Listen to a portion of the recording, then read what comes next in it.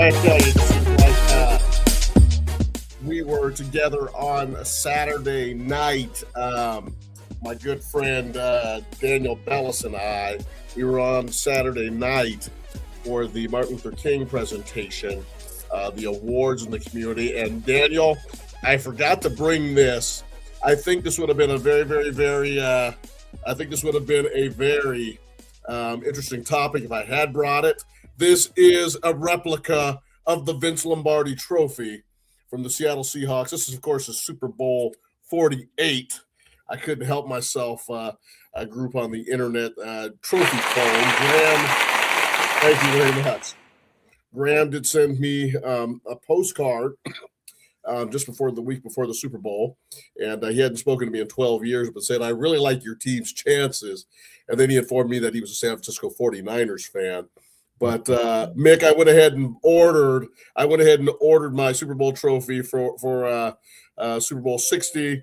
And then I also, out of reminiscence, I ordered my Super Bowl or the NBA championship trophy, 1979. Those should be on their way.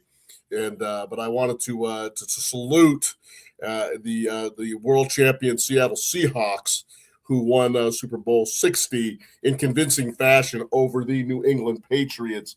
Just a little bit more than 2 weeks ago.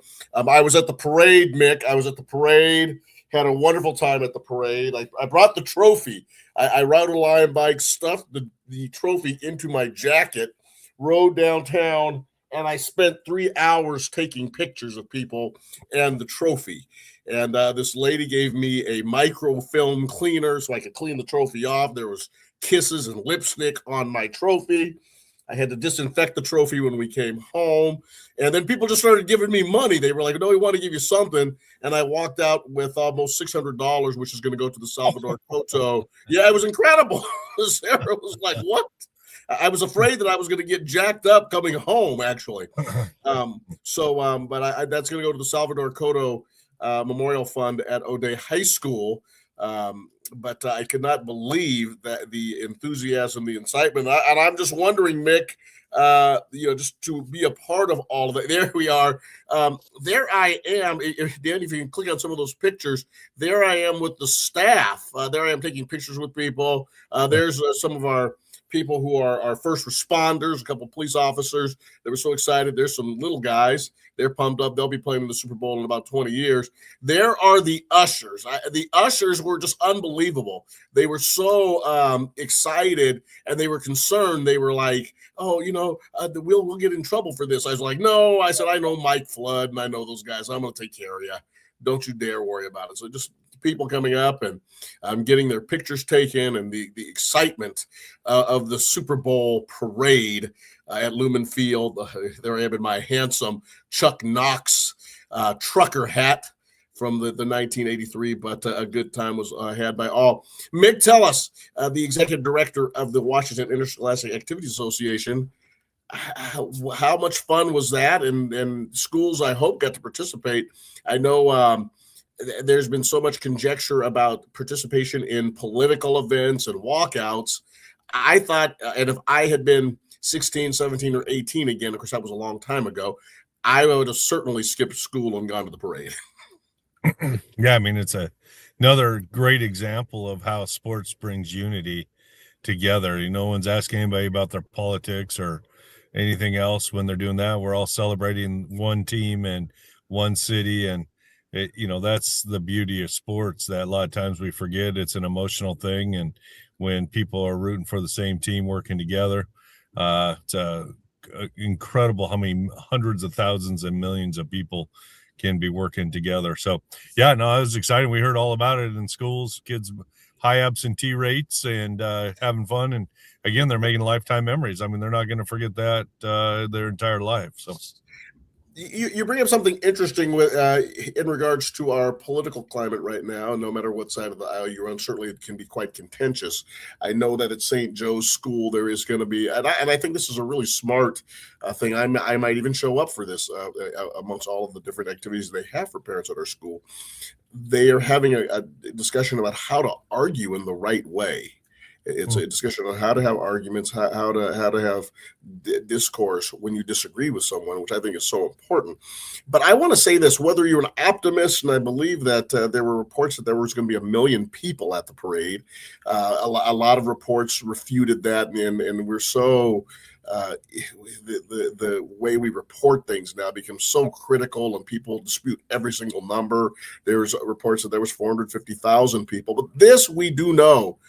With all of the people that were downtown that day, many of them on bicycles, many of them walking, many of them in the stadium, the majority of them outside the stadium, Mick, there were no physical altercations or accidents reported until well into the evening out.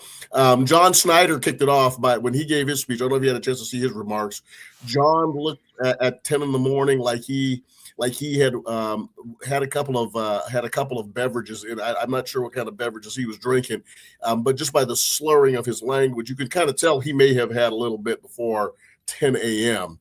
At this age, if I even smell a beer early in the morning, it just doesn't make me feel good. But it seems like the players also were after 8, 9, 10 months of training and the Super Bowl, they were enjoying a couple of refreshments. But think about that. It didn't take until almost 7 or 8 o'clock at night before any and I'm sure people by then had a couple of libations in them, but that is when the altercations start. There was only a couple of minor altercations that were reported by the Seattle police. People came together to celebrate, and it was beautiful. Yeah, I mean, it shows it can be done. And, when people are focused on celebrating rather than, I talk about this a lot with our sportsmanship. Why do you have to celebrate your team at somebody else's expense? At this case, I'm sure there is some, Patriot stuff and 49er stuff and Ram stuff around there a little bit, but they weren't around. So we were just celebrating our team, and those guys are letting off a lot of steam, however they want to do it as adults after a year of incredible pressure and work. So, yeah, I mean, that's what, celebration should be. And, you and I, we can probably go back through our childhood and live that several times. And, that's the unfortunate thing about today's world. You talk about how things are reported. It's not even that. It's just how we communicate through social media.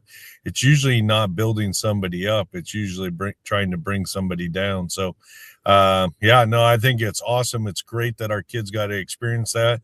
And hopefully they'll continue to reflect and have conversations about, how did that happen? How could we do that on that day? Have that. I mean, could you imagine if we just had that many people crammed into those areas on a regular basis? And here we are celebrating something fun together in common, and it goes phenomenal. So we know it can happen. So. And the kids were so polite. There were several kids came up to me, and they saw people handing me money, and they were like, excuse me, sir, we'd like to get a picture of the trophy, and unfortunately I don't have any money. And I was like, here, grab the trophy and take a picture. And they were, it was just so, yeah. I'm like, hey, I'm here to serve the public. I'm like Mick Hoffman. I'm a community servant, and I want you to have a great time. The kids were just phenomenal with how nice they were, and then how good a time everyone was having. And we want to congratulate Mick. We would like to congratulate certainly 2 athletes on the New England Patriots. Jake Westover, who is a young athlete from our area right here in the Puget Sound region. He played his football. I believe he started at my alma mater, the O'Day High School, up on Capitol Hill before transferring out to Mount Si, and had a distinguished career playing for the University of Washington and played that national championship game against Michigan. And just from all accounts that I've heard and people that know him, just a tremendous young man. And he finally hooked on with the Patriots this year. He was a fullback / tight end. I guess back in the old days, you used to call him an H-back. And he was able to participate in the Super Bowl. Then, of course, his second Super Bowl ring, and now starting to really be a borderline Hall of Fame candidate. He's been injured so many times, but he's had a heck of a career.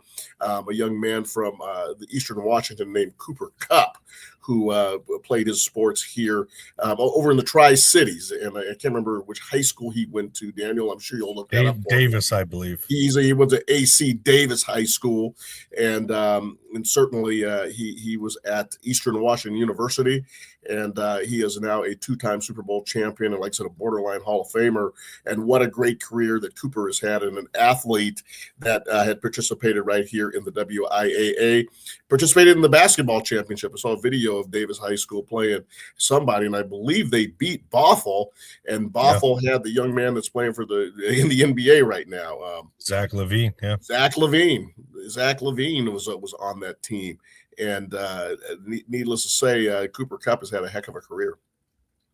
So let me get this right. There was a kid who went to regular high school, his neighborhood high school in Central Washington, went to a mid-sized Division I, small Division I, and has won 2 Super Bowl rings, and he didn't have to do that by paying hundreds of thousands of dollars along the way for all his special stuff. Those unicorns are great. You got to love it when it happens. And so good for those guys. What the Seahawks have done and how they do it. John Schneider, I heard he's the only GM to ever put together 2 Super Bowl teams, winning teams with an entirely different staff and roster. Never been done before. So there's something special there. There really is, and once again, it's the hopes and dreams, and what a Super Bowl represents, and what that does not only for a community, but to see this team for 20 weeks really work hard, and it's one of the reasons why we love. It's one of the reasons why we love sports, but certainly one of the reasons why we love the National Football League, because technically they are the best of the best, and when your football team wins the Super Bowl, it certainly does mean something, and it was great to see how the community celebrated that, and hopefully the challenge is there. What's better than winning one Super Bowl is to win back-to-back Super Bowls, a feat that almost was accomplished, and the narrative of redemption, although John Schneider had a completely different team this time, but we did beat the Patriots. It'll be interesting to see how this all unfolds next year, but I don't think there's any doubt with the talent of the Seahawks, the enthusiasm of the community, that another championship isn't out of the realm of possibility, and we will find out. But we're here to talk about high school athletics, and the importance that it plays in the community. And I built this as a mid-year check on high school sports. Mick Hoffman is the executive director of the Washington Interscholastic Activities Association, joins us here every other Tuesday. We have good conversations, and I'm sure there are different ways you can pick this show up. I'm on YouTube and other outlets you can find it. Hey, there's Efton Chisholm III. Efton Chisholm III, a good friend of mine named Scott Ligo. Scott, call me. Will you please call me? Great to see your name flash across the screen. But please feel free to give me a call. There's a couple things I want to chat with you about. And I'm sure you know what. One of my former O-Day classmates, Scott Ligo, who does great things, working to make sure that people understand more about the NIL process and the college recruiting process here in the state of Washington. But purpose and identity, Mick. This is actually a show where we have you talking. Geez, I'm sitting here running my mouth. In 2026, what is the primary purpose of high school athletics, competition, development, or something else? Yeah, my messaging when I go out and speak is our job is to keep kids connected to their education. So the number one reason kids play sports is for fun. So we have something that should be fun. We have something that they voluntarily do. They make great sacrifices, work really hard. And that allows us, because we do it in schools, to keep students connected to their education, to get them graduated, get them exposed to different opportunities, learn soft skills along the way, and be successful adults. So, what is our purpose? Our purpose is to keep kids connected to their education. I know you mean that, and I know that people who know you, and I know your incredible staff down in Renton, they believe that. Mick, how do we hold ourselves accountable to that? I think what you said is exactly, it's not a stock answer, it is the answer. This is about working our kids and making sure they're getting their educations, and keeping a focus on their education. How do we make sure that remains viable? Yeah, I mean, it's all part of our rules making process when we're making rules, how we're setting up tournaments. A lot of people say, well, you play on weekends because people can get there. Yeah, that's part of it. Also helps keep kids in school, right? There's less time out of school. And so it really is just a part of all our decision making. I mean, that's education based is different. And when we're tracking attendance and those things, when we're looking at how do you handle difficult situations, whether it's student discipline, you really go at that not so much from advantage, disadvantage around competitive equity, but really a learning experience for people. Tomorrow morning, I have a young person coming in with their family that's facing a 1-year suspension for some choices. And so, we do that. The intent of that is to talk through, why this happened? How can we make sure it doesn't happen again? What'd you learn from it? And we make our decisions based on that. So just because the rule says this, there's also flexibility within the rule to work with young people in this. And so, again, if we take away the fun, we might take away the opportunity for a graduation. So it plays out in a lot of different ways. Mick, are we clear enough? Are we clear enough? And this, of course, there's a lot to this question because we're talking about parents, we're talking about students, we're talking about faculty and teachers, we're talking about administrators. Of course, we're talking about parents, and sometimes parents they can be so supportive, and other times they can be challenging. But we love them, and we're parents, and we've been through that whole experience. Are we clear enough as a state about why we sponsor athletics? I don't think we can over message it. We probably need to emphasize a little more. We get the opportunity to go out and speak at a lot of events. Janae James from our office, she was at an event at University of Washington today. Last night we had people at the WIAA, the women's leadership that the sports commission was helping sponsor with University of Washington. And so we always lead with, hey, this is who we are, this is what we are, but our purpose is to keep students connected to their education. Our job is not to get Cooper Cup to the Super Bowl. Right. That just happens through their own work, sometimes luck, sometimes through God-given talent, what have you. What our job is to maximize each student's potential and give them an experience that keeps it fun and gets them there. So, it's definitely something we need to do with our messaging. The other piece where this is evolving to that I think we have some responsibility to do is keeping communities connected to their schools. We're living in what we're defining as the age of rage right now. Everybody's mad. And, a lot of our opening today is talking about how cool it was for everybody to be downtown in harmony, celebrating, one celebration, one focus. That's not the norm anymore. And so, and with that comes these challenges continually to schools, whether it's through curriculum or staffing or funding. And then that comes to levies. And then levies fail because everything's so expensive and people are trying to save money or they don't trust their schools. And now you're cutting opportunities for students. So I think, as WI having a statewide platform, we are working on what we can do for messaging around the value of that school community working together through sport. Because like what happened with the Seahawks, that can happen in any town as well, where they can rally around a team or activity. So we at Rainier Avenue Radio keep the community connected to all of you. So please, on your community radio station, Rainier Avenue Radio.world, we also connect you to high school athletics, to music, to politics, to you name it. Excuse me. We have it here on your community radio station, Rainier Avenue Radio.world. It is the last week of the Call to Conscious Museum at the Columbia City Theater. It's going to be open Thursday and Friday from 3 to 7 p.m. and closed Saturday after its last day from 11 to 6. So please book your ticket at calltoconscience.world. Last week, Tony had the mayor of the city of Seattle, Katie Wilson, stop by the Call to Conscience event, and I know that she was impressed. I talked to Brian Surratt, who's the deputy mayor, on Saturday night at the event that we covered here on Rainier Avenue Radio.world.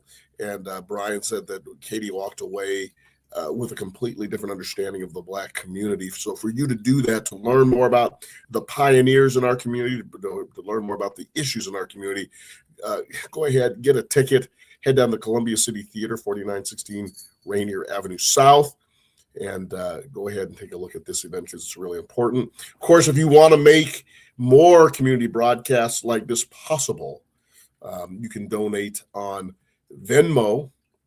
And of course, I've shared with you, sometimes humorously, my son and I have a very, very interesting Venmo relationship.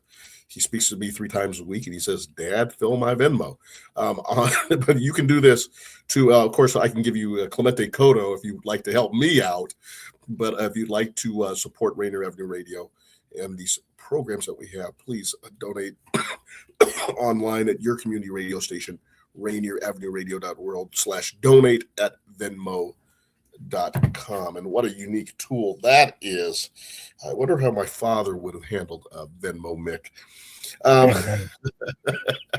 Speaking of mental health and pressure, Dad, Jose, could you fill in the Venmo? No, go to work. Mental health and pressure. Are student athletes under more pressure than they were, let's say, 10 years ago? Yeah, I mean, I think, we've talked about this quite a bit over the course of the show, but, everything's immediate and everything's captured on somebody's phone now. When we were playing, you might get some game film, but no one really had access to it. And now something happens and it's instantly out there. You win, you lose, whatever happens, and the whole world can know. And so I think just even if kids aren't consciously aware of it, they're subconsciously aware of it because they see that happen to people, continually through their days. So I think, yeah, there's definitely more pressure. I also think, with the, parents love their kids. And so they're providing lots of opportunities for them when they're young, spending a lot of money on development, individual coaches and out of season opportunities, in season opportunities. I just saw a cheer team on the east side wanted to go to nationals. They had to raise $50,000 that parents were going to try to raise in 2 weeks. Well, if people are working that hard to provide those opportunities for you, there's going to be some of them with really high expectations are going to verbalize those. And even if your parents don't verbalize those expectations, you're going to feel them because you want to please your parents. And so, I think kids are under a tremendous amount of pressure and stress, which can impact their mental health. What can schools do? And this goes back to the district athletic director and the in-building athletic director. What can schools do to balance performance expectations with mental wellness? I think they need to continue to provide the opportunity to talk about that and continue training coaches on having those kind of conversations and checking in with kids and having systems in place. And this is one of the scary things with what we're seeing in budget cuts in schools is, schools aren't budgeted by the state to have really what we consider counselors, somebody to talk to, work through your trouble. I mean, essentially they're staffed enough to build schedules for students. But as far as services for individuals, that's not really built into a school's budget. And so if you have it, you're lucky, but it's probably getting cut with what we're seeing. So they're going to need to find a way to either partner with community groups or have systems in place to flag when a coach or somebody notices a student struggling to get that child, connected with somebody that can provide that. So, that's really what we should expect from coaches. They shouldn't be expected to be the service providers. They should be the ones to help partner with parents on identifying potential needs of students. What and it's so interesting. I mean, the overarching body sometimes can get blamed for everything, and people will ask, geez, what is the WIAA supposed to do in this case and in that case, and officials and parents and all the pressures of this. And we go back to the point you made at the beginning. This is to enhance and to really emphasize one's academic experience. At the same time, we know that there's a certain competitive aspect of it. And then you mentioned parents who pay thousands of dollars for training and select teams and so forth. What responsibility does the WIAA have in protecting student mental health? Yeah, I mean, the best we can do is, with our work with the National Federation of High Schools and others we have access to, is gathering information, finding out like what really, when we talk about students' mental health, what are we talking about? When we're talking about the dangers and the fear, bringing information to our schools, and then possible resources, of what they can tap into or go to.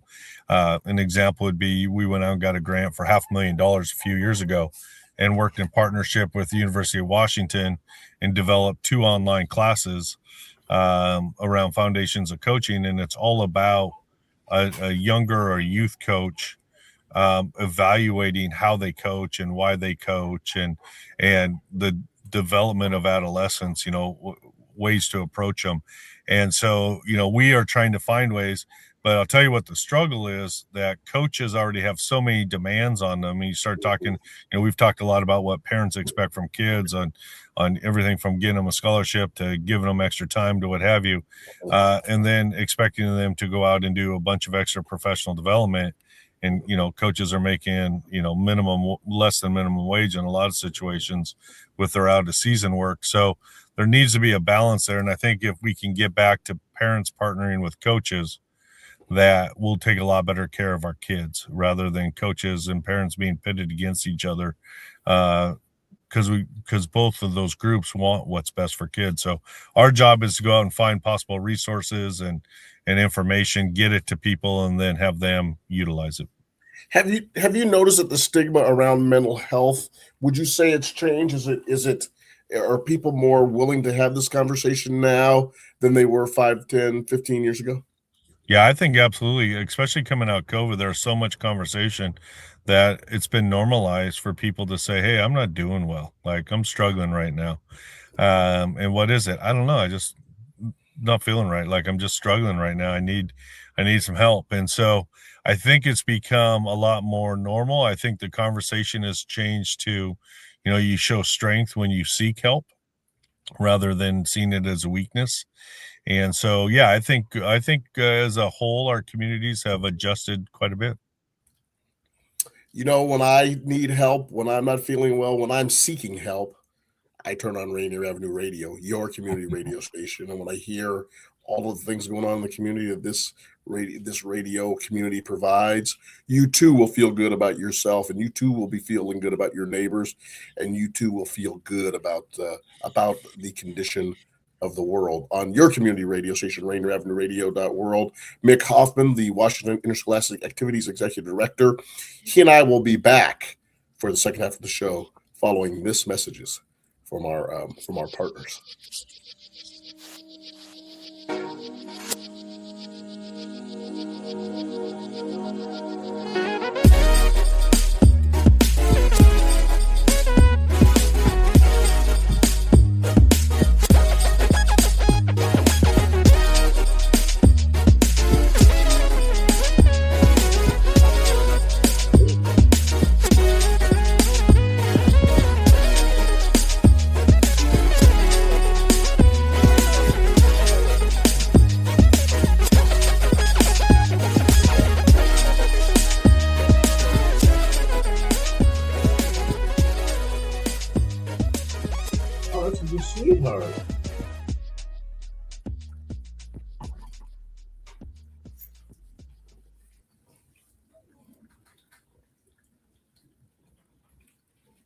Rainier Avenue Radio.world is your 24/7 digital media hub. Tune in at Rainier Avenue Radio.world. Also find us on Facebook, Twitter, and TuneIn apps.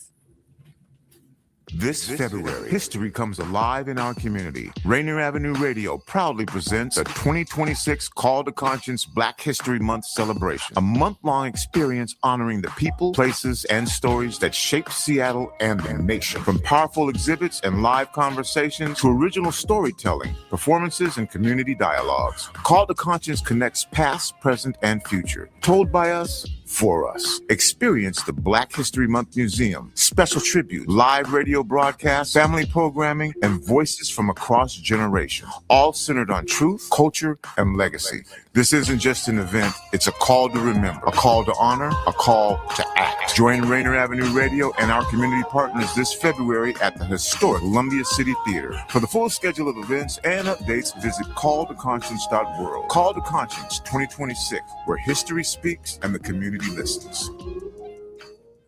Generation. What's up, everyone? It's your girl, Queen Bree, inviting you to come join me on Clean Greens Living. Broadcasted Tuesdays, 12:30 p.m. Pacific Standard Time, live right here on Rainier Avenue Radio. On Clean Greens Living, we talk farming, community, and ways to being healthy. So come join me and let's discuss ways to create a healthier you and a healthier community. Fellas, your mental health matters, and it's time we talked about it. Join us every Monday at 5:30 Pacific Standard Time on Rainier Avenue Radio for the Men's Mental Health Show. Real conversations, real stories, real tools to help you navigate life's challenges with strength and honesty. Whether you're tuning in from the car, the gym, or your couch, this is your space to breathe, learn, and grow. That's Mondays at 5:30 p.m. on Rainier Avenue Radio, where men's voices and men's wellness take center stage. Generational wealth. Generational wealth. Generational wealth. What is generational wealth? We asked our communities, and this is what they had to say. Once we change and improve the mindset around what Black wealth is and can be, and show success along the journey, the longer term impacts will be huge. This is something that once we get there and at various places along the journey, we'll see that this is something that we could have done or could have begun a long time ago and simply managed to not yet find the trail. But once we do find the pathway, we'll be able to create something that no one will be able to take away from us, from our families, or our communities. And like I say, the impact will be huge. So we can either talk about it or get on with the task. My suggestion is that we hunker down, cinch up our belts, and get on. This campaign to create awareness to generational wealth is brought to you by the Department of Neighborhood's Generational Wealth Initiative, the Washington Housing Finance Commission, and Rainier Avenue Radio.world. Would you like to see when your favorite Rainier Avenue Radio show comes on? Check out our show schedule, updated weekly at RainierAvenueRadio.world.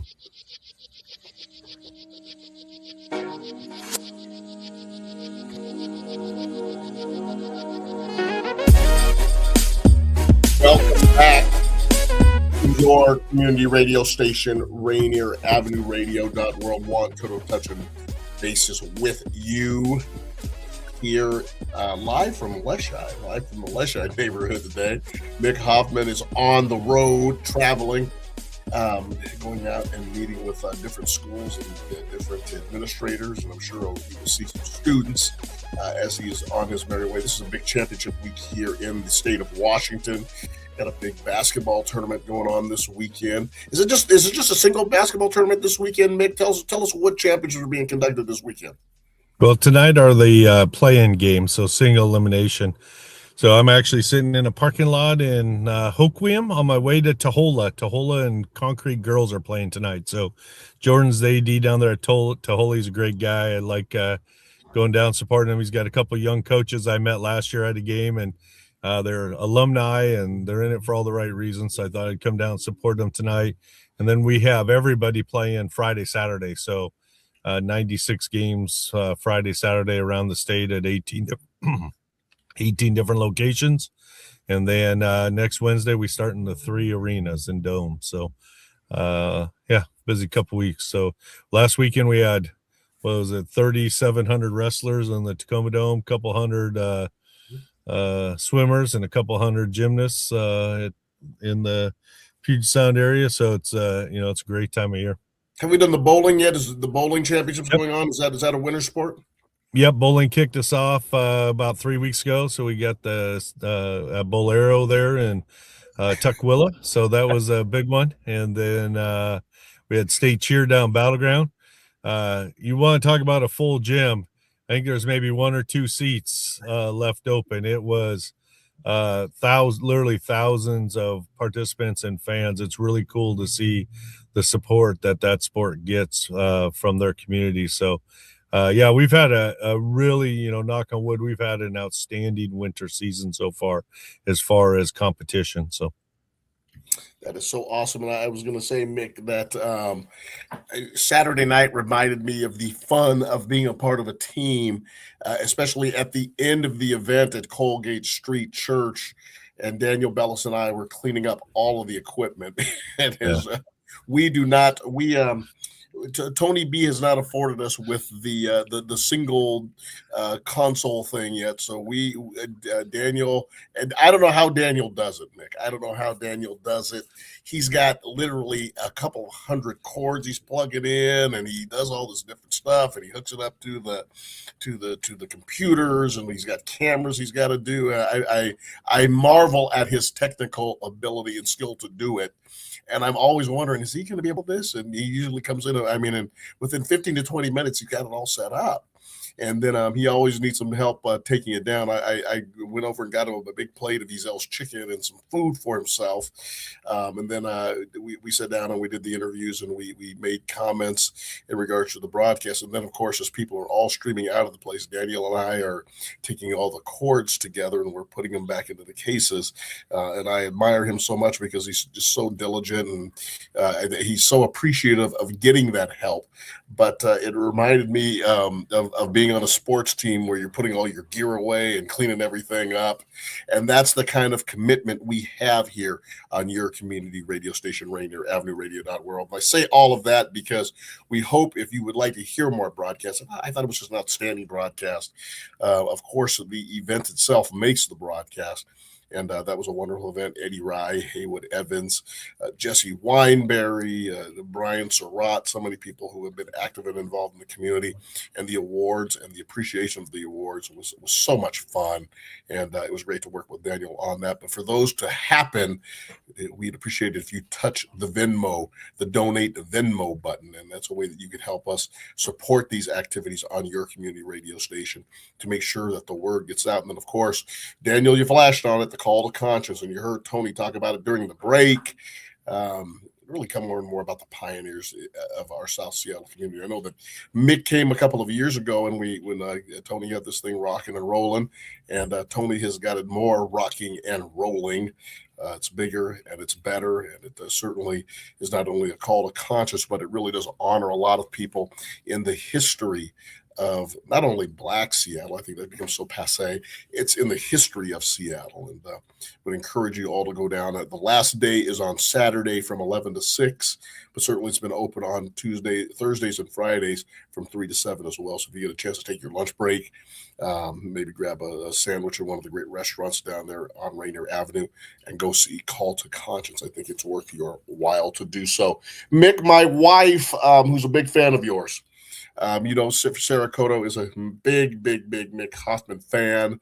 Just loves listening to some banter on this particular show. And she came in the other day, and she has been so impressed with the WIAA social media. Right? She gets updates on games, and she gets information. With the way Sarah and I operate.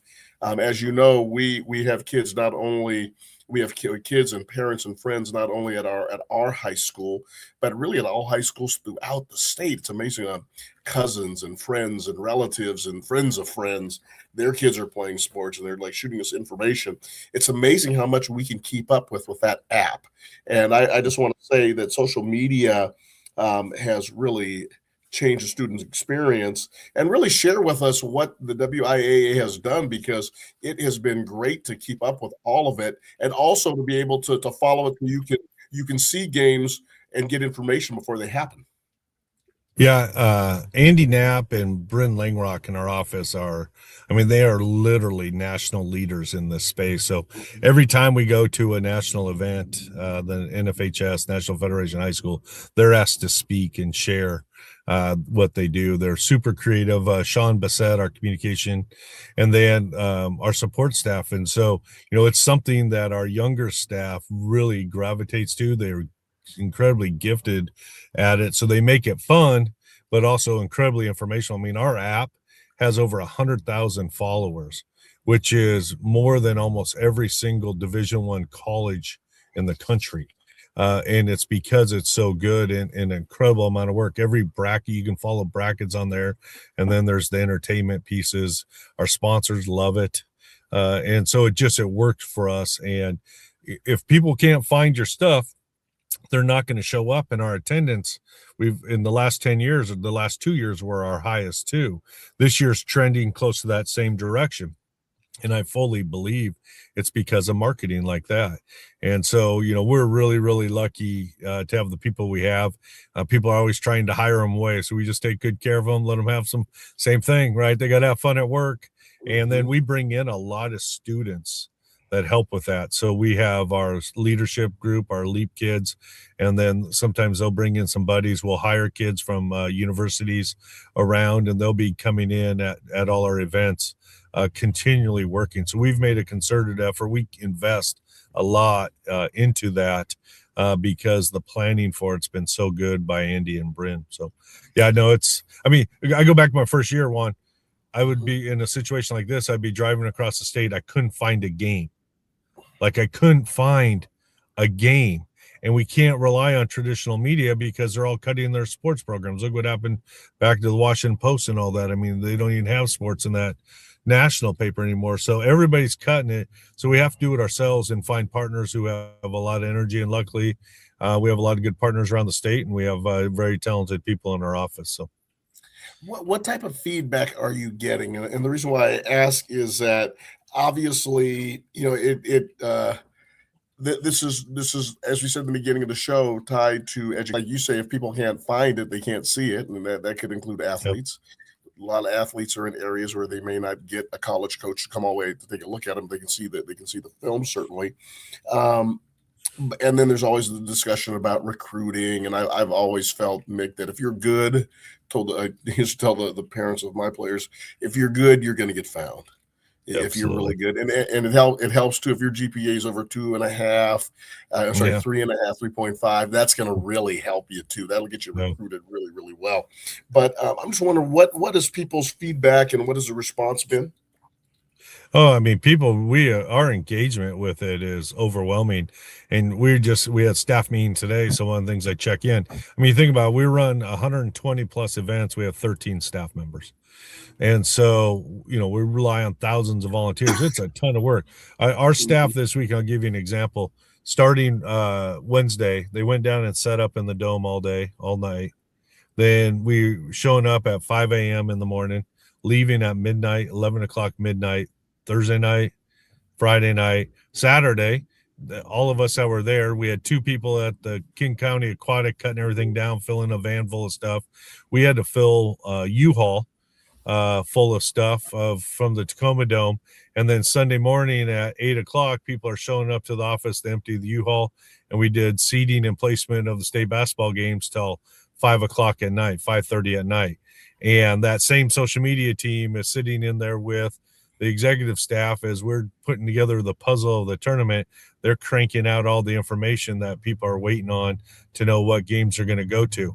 So on average, each person worked a minimum of 12 hours a day for about 6 straight days. And they all show up to work on Monday with a smile on their face.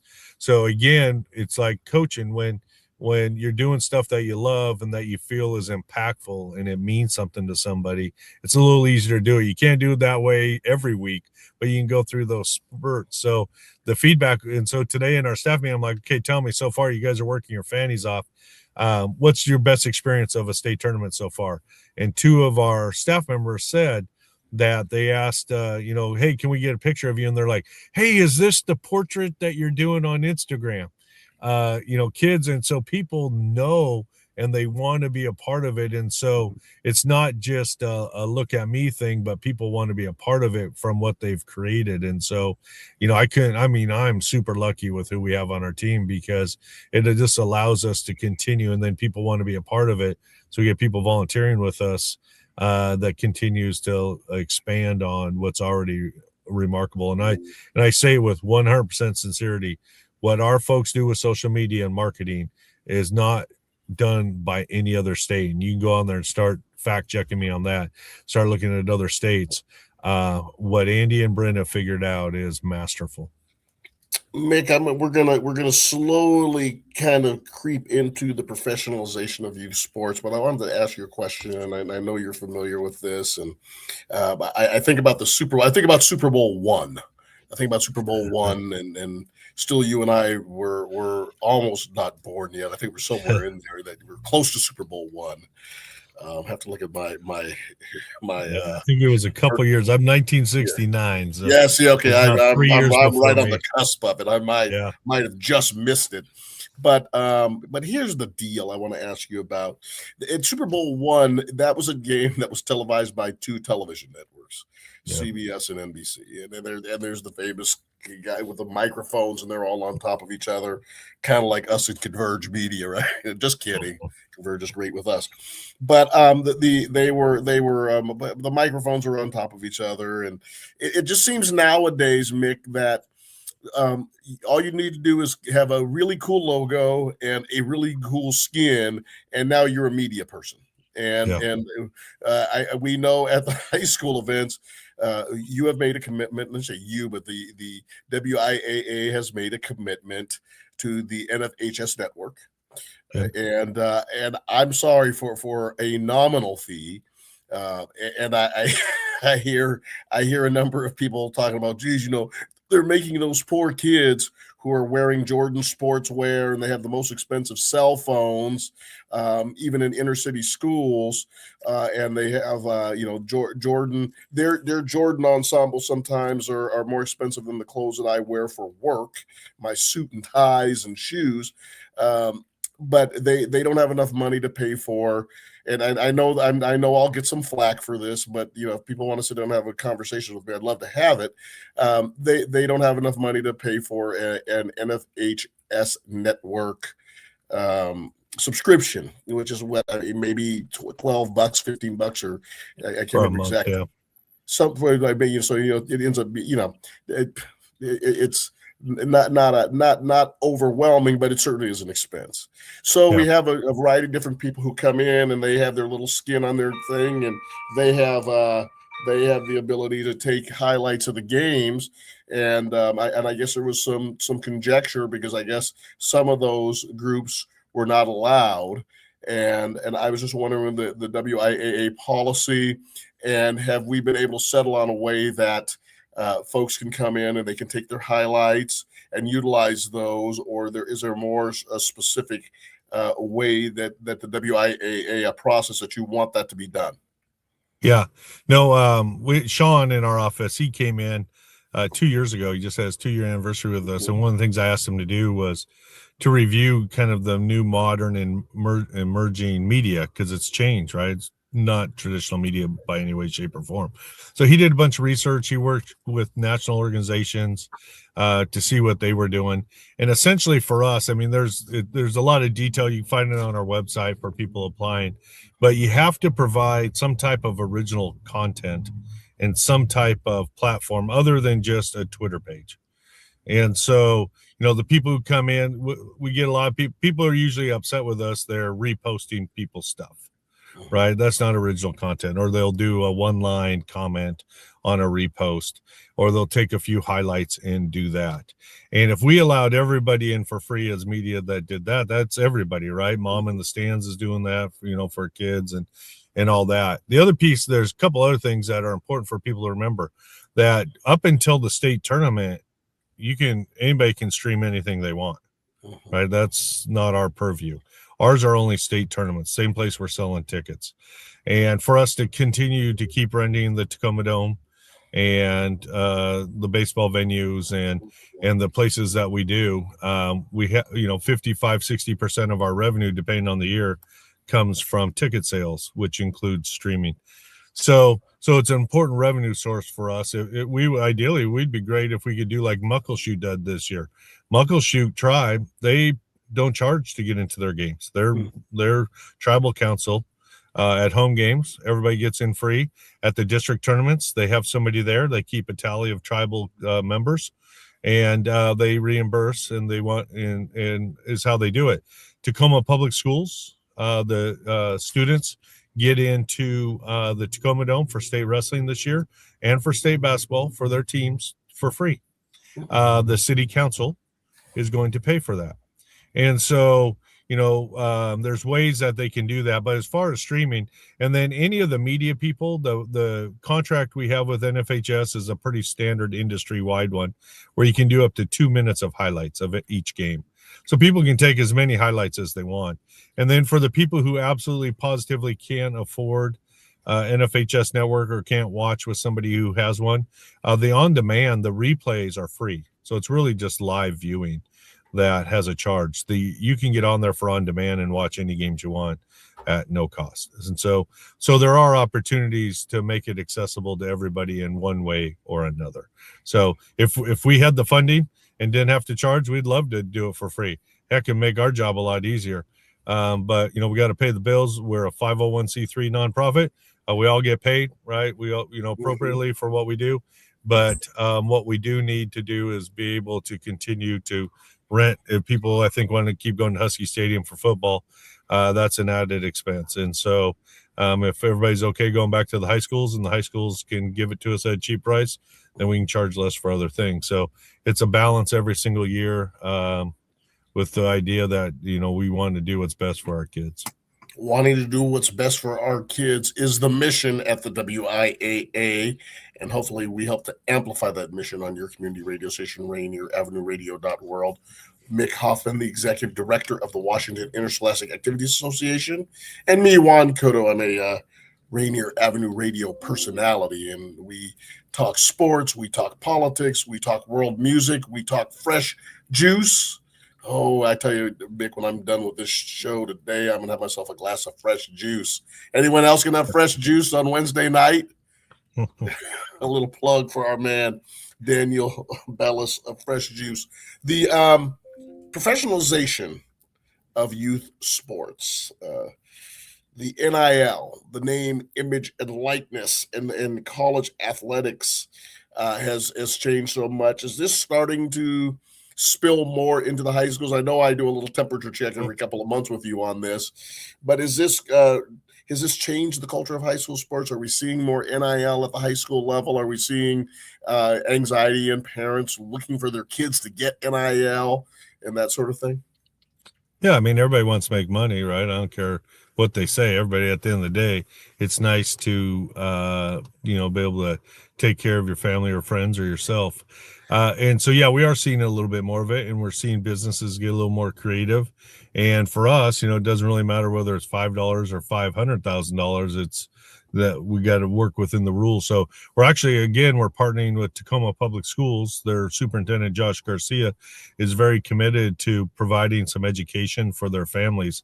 So we're actually in the midst of putting together some programming that we can share with everybody across the state, the kind of the do's and don'ts for students, for schools, and then for media people who would come in and work with them. Because we actually had a couple kids that did a video that they were conscientious, didn't wear the uniforms, and the guy who did the video thought it'd be cool to put some highlights of these two kids in it, which they were in their uniforms, and they didn't get paid anything. They even bought their own food.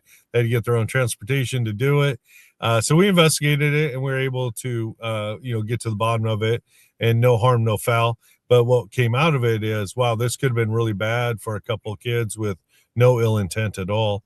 And let's work together on this. So Tacoma Schools is committed to providing some of the resources to make the video and that, and we're committed to working with them to develop the material and curriculum to put in it. So, we're trying to find more partnerships like that with our schools. And I think it's a great way, and we really appreciate Dr. Garcia and the Tacoma Schools for being so forward thinking. Well, you touched on it. John, Paul, George, and Ringo, they wrote a song and said, hey, the best things in life are free, but you can give those to the birds and the bees. I want some money. And boy, I tell you, that is the truth about all levels. And it's not just isolated in athletics. It's a variety of different things, but it's a major shift right now in our culture. Educational impact. Should participation in athletics carry more intentional leadership curriculum? Yeah, that's one of my goals before I'm out of this job, is that we teach in sport, we teach specific skills. right? So we need to develop, or at least we've brought forward some possible curriculums with Proactive and Neptune. They have one, but it costs money, and what we're seeing what's happening to schools. So we need to find a way to make it accessible. But why wouldn't we teach specific leadership skills? You know, we started at the top of the show talking about communication, and I don't know if you've ever read the book Crucial Conversations, but you know, I've read it. I mean, I'm slow, so I've read it 3 times. I've read it with 2 different staffs when I was in the schools, and I read it with our own staff. And because it's a pretty dense, there's so much good stuff in it. And so if we can teach intentionally how to communicate and in different situations, we should be able to do that around leadership skills and identify like what are the key aspects of leadership. We use the term leadership all the time. What does that mean? It means getting people to follow, right? So how do you get people to follow? You know, so it comes with the messaging and, you know, what are you trying to get people to do? How do you support them? How do you get the right people on the bus? So I am, you know, that is one of my goals, personal goals, is that we have some type of curriculum that schools could use in some way, shape, or form on a regular basis to help kids, because those soft skills, other than that piece of paper, that diploma, the soft skills they learn is the most valuable potential outcome of participation. As we come to the end of our broadcast, and I want to give you the toughest question I can give you, but if we can fast forward 10 years, I can't believe this is you and I in our fourth and fifth academic year. So it went by in a snap of a finger. From Jordan Alvarez home run to the Super Bowl. You and I have seen so many classic events here in Seattle. But if we fast forward 6 to 10 years, because you and I will be at our 10-year point here pretty soon, what must high school athletics get right in order to remain relevant and healthy? You know, I think we really need to focus on our messaging right now. We need people to commit. We need schools to continue to fund what we're doing.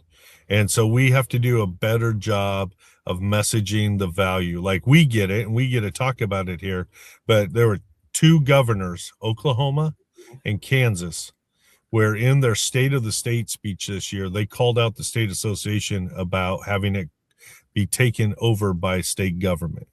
And anytime we start legislating something like this, we're going to be in trouble, because that's all around transfers. Somebody's neighbor constituent didn't get it. So we have to do a better job of sharing with people how good we are. And that's not the norm. You know, our best leaders in athletics are the most humble people. And we have to find a way to tell their stories and each other's stories on a broad basis, so people see the true value and benefit of this.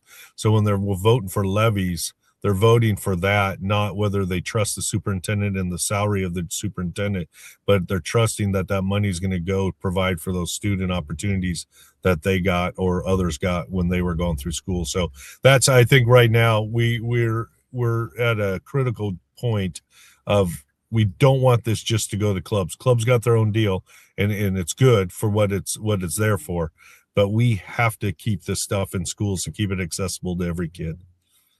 Last week of the Call to Conscience Museum at the Columbia City Theater, Thursday, Friday, Saturday. If you haven't been yet, get there.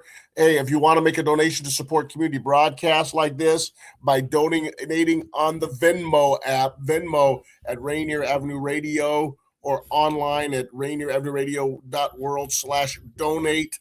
Thank you in advance. And to our world champion Seattle Seahawks, congratulations on a year that brought our community together. We look forward to seeing what you do next year. And of course, Mick and I will be back in a couple of weeks to continue this conversation, this robust conversation on high school athletics in Washington State. Mick, be safe, happy travels. And most importantly, thank you so much for spending your time with us on Tuesdays. You bet. Thanks for leading the way here, Juan. Thanks, Daniel.